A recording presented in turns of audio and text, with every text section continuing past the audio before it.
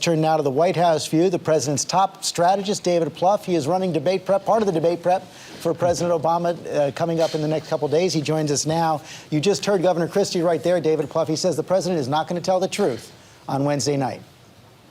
Well, of course we are, George. First of all, Governor Christie, and I think this is clearly the Romney belief, is raising expectations for what's going to happen in this debate. I mean, they're predicting that the race will change fundamentally.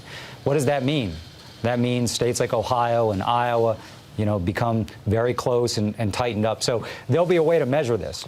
Now, challengers tend to do really well in debates. That's been the history.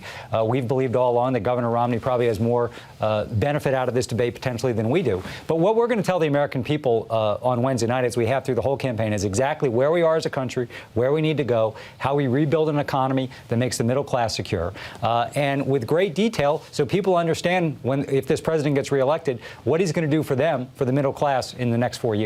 You just heard from Governor Christie. He says that when the president says that the wealthy are going to get a tax cut, that is a lie from President Obama. Strong words and not true. Listen, analysts have looked at this. Someone who makes over $3 million a year would get over a $250,000 tax cut if Governor Romney's plan were to be enacted. And let's just step back. It's a $5 trillion tax cut. $2 trillion in defense spending, by the way, that our Pentagon and our military leadership says we don't know. Another $1 trillion to extend all the Bush tax cuts. That's $8 trillion. The notion that somehow by closing loopholes for the wealthy, that the middle class is going to be held harmless, the middle class needs to understand.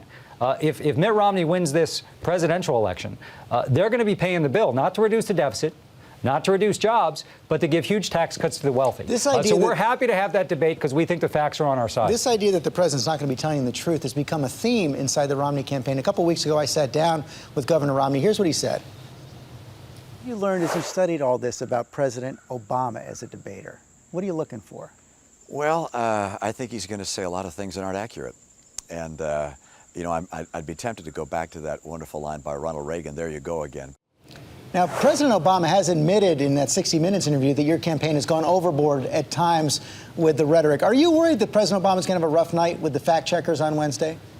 Absolutely not. Listen, George, we still believe this is going to be a close race. There's no doubt that it will tighten. We're not going to win battleground states by 10 or 11 points. But the reason, Governor Romney's having a rough patch here is not because of what we're saying about his plans. It's his plans. Okay, and you ought to start by first looking in the mirror. People do not want to go back to the same trickle-down policies that helped cause a recession in the first place. They don't think that's going to help them or their family. From a leadership standpoint, for the last couple of weeks, obviously he said some things around the attacks in Egypt and Libya that raised real questions, but also this 47% comment. I think the message that sends to the American people is if he's already written off half the country, says that they're not his concern, that they're victims, that they won't take personal responsibility. So we're happy to have a debate about our economic plans, our tax plans, where we want to take the country in terms of health care and education. And by the way, it is rich. George, you covered this race very carefully. Governor Romney, during the primary, eviscerated his opponents. When they complained, he said, "Stop whining." And this is someone who's questioned the president on things like the president's trying to make us a less Christian nation, and we're apologizing for America. So give me a break. Presidential campaigns are tough, but we're saying is the truth about what Governor Romney wants to do. Now, that may be inconvenient because the people aren't accepting it, but we're very confident with the case we're going to make proactively about the president and how that contrasts with Governor Romney. The governor has shown that he can be tough in these debates, as you point out. Yeah. Now, we're seeing some reports that he's preparing some zingers to get under the president's skin. And the president has, at times in debates in the past, seemed a little impatient, a little irritable. How worried are you about that? Well, I think the president views this as part of the entire campaign. Our convention, the events we do in battleground states, the ads we're running, now the debate. It's just a chance to have a conversation with the American people about where we are as a country, where we need to go to help the middle class be more secure. Now, Governor Romney, clearly, they've been practicing these zingers and lines for months. So I'm sure they'll have a bunch of clever lines.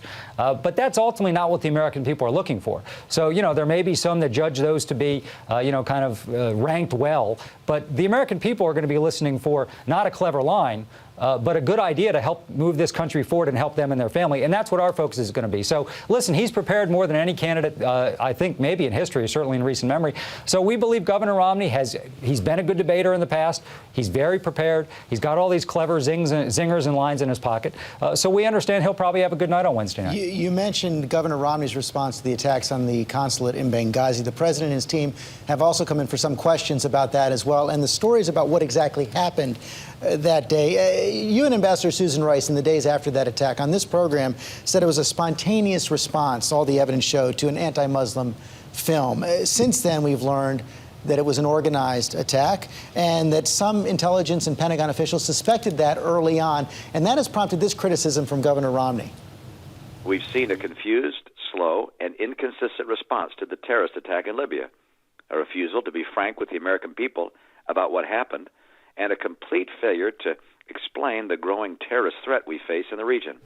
The chairman of the Homeland Security Committee in the House, Peter King, has gone even farther, calling on you and Ambassador Rice to resign. Your response? Absolutely not. Susan Rice has done a terrific job for this country and the administration. George, there's been an ongoing investigation, and this is an event of great interest to the news media and the public, understandably. So there's been information provided real time. Obviously, you're going to know more about an event a week after it happens, and more 2 weeks after it happens. But and there you were do one officials in the 24 hours after it happened who suspected it was a terrorist attack. Well, what Ambassador Rice and others were doing, we're going on what our intelligence agencies were saying at the moment. And obviously, once they became convinced that, in fact, this was an act of terrorism, that's been where we've all been. So, but let's talk about Governor Romney for a minute, George. We do have an election in 37 days.